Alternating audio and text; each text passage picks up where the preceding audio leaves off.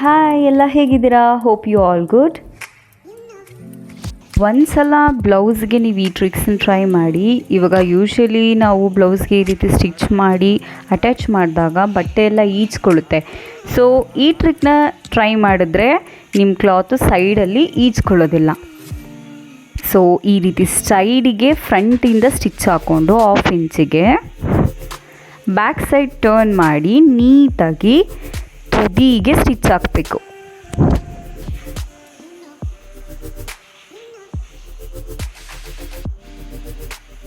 ನೀಟಾಗಿ ಈ ರೀತಿ ತುದಿಗೆ ಸ್ಟಿಚ್ ಹಾಕೋಬೇಕು.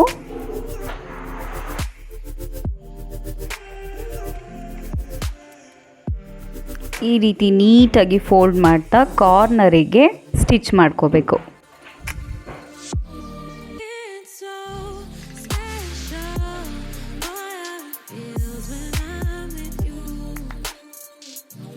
ಈ ರೀತಿ ಸ್ಟಿಚ್ ಆದಮೇಲೆ ಲಾಸ್ಟಲ್ಲಿ ಲಾಕ್ ಮಾಡಬೇಕು.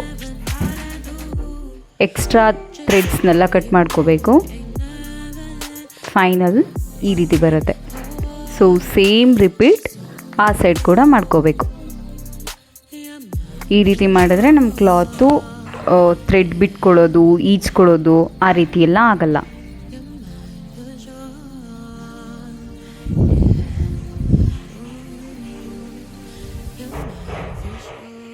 ನೀಟಾಗಿ ಫಿನಿಶಿಂಗ್ ಈ ರೀತಿ ಬರುತ್ತೆ.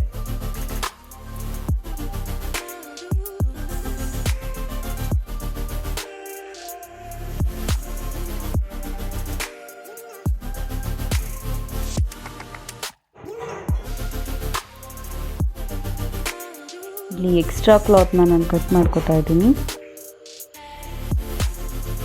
ಆ ಸೈಡ್ ಮಾಡಿದ ಥರನೇ ಈ ರೀತಿನೂ ಸ್ಟಿಚ್ ಹಾಕಬೇಕು. ಫಸ್ಟು ಫ್ರಂಟಿಂದ ಸ್ಟಿಚ್ ಹಾಕೋಬೇಕು 1/2 ಇಂಚಷ್ಟು. ನೆಕ್ಸ್ಟ್ ಟರ್ನ್ ಮಾಡಿ ಎಡ್ಜಿಗೆ ಸ್ಟಿಚ್ ಹಾಕಬೇಕು.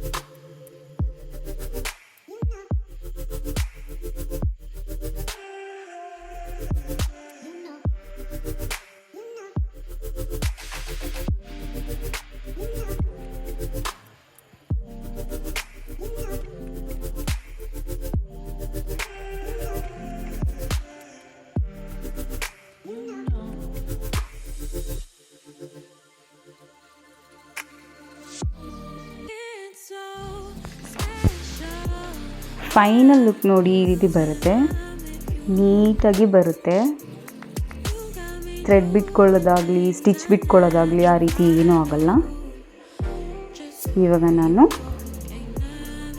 ಮೆಷರ್ಮೆಂಟ್ ಕರೆಕ್ಟಾಗಿ ಸ್ಟಿಚ್ ಹಾಕೋತಾ ಇದ್ದೀನಿ.